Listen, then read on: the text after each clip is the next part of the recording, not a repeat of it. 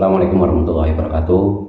Selamat pagi, salam sejahtera buat teman-teman sekalian. Kemarin saya sudah mengupload untuk kategori orang-orang yang dilarang atau yang tidak bisa untuk mengikuti program repatriasi migran yang kedua. Nah, untuk video kali ini saya akan mengulas mengenai yang bisa mengikuti program repatriasi migran 2.0. Ini kebalikannya, anggap saja ini part yang kedua. Saya akan ulas secara detail agar teman-teman tidak bingung dan bisa mengikutinya dengan baik, terutamanya bagi teman-teman yang kemarin-kemarin itu menanyakan yang sudah terkena blacklist karena sudah mengikuti program pembayaran compound sama seperti sekarang di tahun-tahun sebelumnya. Tolong teman-teman simak baik-baik. Mungkin sebelum saya lanjutkan, bagi teman-teman yang baru bertemu di channel ini, sehingga di channel ini silakan dibantu subscribe dan jangan lupa untuk mengaktifkan tombol notifikasinya. Anggap saja ini sebagai panduan agar teman-teman tidak salah jalur ya sebelum teman-teman mengikuti program repatriasi kali ini. Sebenarnya untuk orang-orang yang bisa mengikuti program repatriasi migran 2.0 ini sudah pernah disebutkan oleh Bapak di Kementerian Dalam Negeri pada Bapak Saifuddin Nasution, juga Bapak Duta Besar kita Bapak Irmono kemarin sudah menyampaikannya. Ada 3 kategori utama untuk orang itu bisa mengikuti program pembayaran compound dengan mudah dan lancar ya. Saya sebutkan satu persatu terlebih dahulu dan saya ulas juga. Yang pertama yaitu mereka yang memasuki negara ini dan tinggal di negara ini tanpa dokumen yang sah. Artinya mereka yang masuk ke Malaysia lewat jalur belakang ya, bisa dari jalur laut ataupun lewat jalur darat. Yang melalui jalur laut ini biasanya kan lewat tongkang-tongkang atau lewat kapal dari Indonesia masuk ke Malaysia tanpa paspor dan tinggal bekerja di negara ini tanpa dokumen sama sekali. Ada juga yang lewat darat, misalnya teman-teman masuk lewat Singapura, paspor dicop, copnya palsu, itu juga kosong karena tidak ada visanya. Dari Indonesia lewat Johor, lewat Thailand ke Malaysia juga, itu juga kosong meskipun mempunyai paspor, akan tapi visanya visa palsu, copnya cop palsu, itu sama dengan kosong juga ya. Dan tinggal bekerja di negara ini mesti dokumennya itu asli, paspornya asli, akan tapi visanya itu atau copnya itu palsu. Ini kategori yang pertama yang diperbolehkan bisa mengikuti program repatriasi migran 2.0. Itu sasaran yang pertama. Untuk kategori yang kedua yang menjadi target sasaran pihak imigrasi bisa mengikuti program repatriasi migran kali ini adalah mereka yang masuk ke negara ini secara sah. Dulunya masuk sebagai pelancong. Biasanya diberi waktu 14 hari, 1 bulan, 2 bulan, 3 bulan seperti itu. Setelah visanya itu mati, mereka tidak pulang. Ya. Ini namanya overstay ya, tinggal lebih masa, masuk secara resmi akan tapi tidak pulang. Nah, kasus-kasus overstay ini juga melanggar undang-undang negara Malaysia. Nah, jika teman-teman ingin pulang, pihak Jabatan Imigrasi sendiri mengizinkan teman-teman pulang dengan syarat membayar compound sebesar 520 ya. Teman-teman bisa pulang, teman-teman rencanakan dengan baik dan langsung datang ke Jabatan Imigrasi dengan membawa tiket perjalanan yang sah yang tidak melebihi dari 14 hari terhitung dari teman-teman itu datang ke imigrasi ya. Nah, untuk kelompok yang ketiga adalah mereka yang mempunyai visa kerja akan tapi kerja di sektor lain ya. Ambil contoh seperti permit atau visa kerja mereka adalah kerja di sektor perkebunan, ladang ataupun pertanian. Kan tapi teman-teman kerjanya di sektor pembinaan, itu salah satu contoh. Jika Anda mau pulang, teman-teman diperbolehkan dengan membayar compound sebesar 300 plus paskas sebesar 320. Tapi kalau menurut pendapat saya dari kategori yang ketiga ini jarang ya.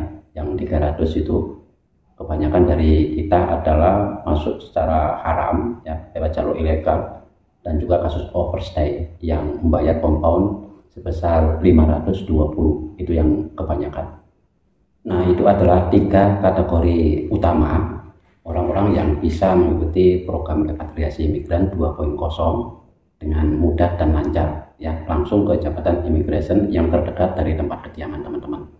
Nah, dengan kategori orang yang sudah terkena blacklist, kemarin sudah saya jelaskan, yang tidak boleh adalah yang mempunyai kasus kriminal, yang mempunyai rekod jenayah, itu memang yang tidak boleh, ya. Juga yang lari dari majikan tapi mempunyai permit yang masih berlaku, yang masih hidup, itu yang tidak boleh. Untuk kasus yang pernah mengikuti program bayaran compound, ya, yang sudah pulang maksudnya, itu teman-teman memang terkena blacklist, tapi teman-teman masih bisa mengikuti program repatriasi migran kali ini, ya. Acuannya sebagai perbandingan dari pendapat saya ini, teman-teman bisa melihat dari ulasan yang disampaikan oleh Bapak Saifuddin Nasution yang menjabat di Kementerian Dalam Negeri serta Duta Besar Bapak Irmono, ya. Teman-teman simak baik-baik terlebih dahulu. Itu tidak, itu sepenuhnya kewenangan dari Immigration Malaysia. Nah, program ini itu tidak berlaku untuk 2 kategori, ya. Yang artinya yang dendanya 500 ini tidak berlaku untuk 1, mereka yang masuk dalam senara hitam, ya, itu tidak berlaku denda 500, atau mereka yang masuk dalam daftar pencarian orang, ya, DPO, yang jenayah, yang mungkin punya kasus jenayah, begitu ikut nanti ketahuan, nah ini nggak berlaku. Yang masuk senara hitam pun tidak berlaku denda yang 500 ini. Mungkin dendanya itu imigrasi nanti yang akan menilai, ya. Ada kategori parti yang tidak layak menyertai program ini, ya, berdasarkan merit, ya. Yang pertama, parti yang telah mendaftar, membayar compound dan telah dikeluarkan pas khas tetapi gagal membuat perjalanan keluar dan telah tinggal lebih masa atas pas khas tersebut. Bagi kategori ini, parti perlu hadir untuk serah diri di kaunter bahagian penguasaan untuk kita ambil tindakan mengikut proses perundangan sedia ada.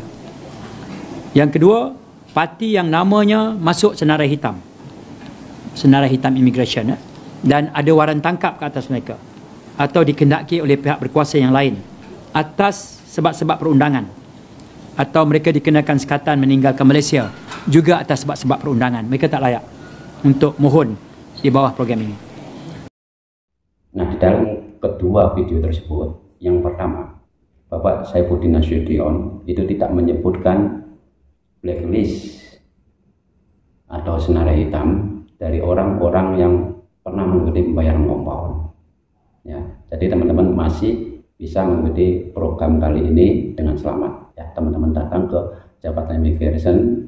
Kemudian dari ulasan yang kedua yang telah disampaikan oleh Bapak Irmono tadi, ya, teman-teman bisa mengikuti program pembayaran compound ini karena antara pihak Jabatan Imigrasi Kementerian Dalam Negeri dan juga Kedutaan Besar Indonesia itu sudah melakukan pembicaraan, ya. Kalau istilahnya sini itu sudah melakukan perbincangan, ya. Antara mereka sudah ada kesepakatan. Jadi teman-teman tidak perlu lagi tentang ulasan dari Bapak Irmono tadi, bahwasanya teman-teman bisa mengikuti program ini dengan membayar biaya, akan tapi tidak sama dengan 3 kelompok utama yang dari awal video ini saya sebutkan, ya. Kemungkinan ada biaya tambahan seperti itu, ya. Akan tapi teman-teman masih bisa mengikuti program compound kali ini, ya. Ya, menurut rekam jejak secara repatriasi migran tahun 2024, yaitu repatriasi migran 1.0 kemarin, dari awal pertengahan sampai menjelang akhir, itu teman-teman bisa membayar dengan biaya yang sama seperti kelompok-kelompok yang lainnya, artinya masih 500 ringgit, ya. Akan tapi akhir-akhir program Desember 2024 ini ada masalah, ya. Nah, jadi saya sarankan bagi teman-teman yang pernah terkena kasus blacklist karena mengikuti program repatriasi migran atau program bayaran compound, saya sarankan, ya, pertama, teman-teman jangan cepat-cepat pulang, ya. Ambil waktu setelah 1 bulan pertengahan. Yang penting teman-teman jangan mengikuti program itu di akhir repatriasi, ya. Itu saran saya. Sambil kita melihat perkembangan nanti setelah program ini berjalan, ya. Itu saran saya. Kemudian bagi teman-teman yang pernah mengikuti program tahun 2024, yaitu yang baru daftar SDO dulu itu, akan tapi tidak dapat hadir, ya teman-teman tidak perlu takut untuk mengikuti program kali ini, ya. Kemarin itu kan teman-teman baru daftar, ya, tidak bisa hadir karena suatu hal, ya. Teman-teman jika mempunyai niat pulang kali ini, teman-teman bisa pulang, ya, dengan membawa syarat-syarat yang telah diwajibkan untuk mengikuti program repatriasi migran. Untuk prosedurnya teman-teman bisa lihat video yang di atas ini, atau teman-teman bisa melihat keterangan yang ada di dalam deskripsi video ini, ya. Itu saja, semoga sharing dan ulasan saya ini mengenai daftar orang-orang yang diperbolehkan mengikuti program repatriasi migran semoga dipahami dengan baik, ya. Jika masih ada yang ingin teman-teman tanyakan, ya, teman-teman tulis saja komen di bawah video ini. Jika teman-teman juga akan senang akan ulasan dan sharing saya ini, jangan segan-segan untuk tekan tombol like, dan tentunya jangan lupa juga untuk sharing. Kita akan jumpa kembali di video yang akan datang. Saya akhiri. Assalamualaikum warahmatullahi wabarakatuh.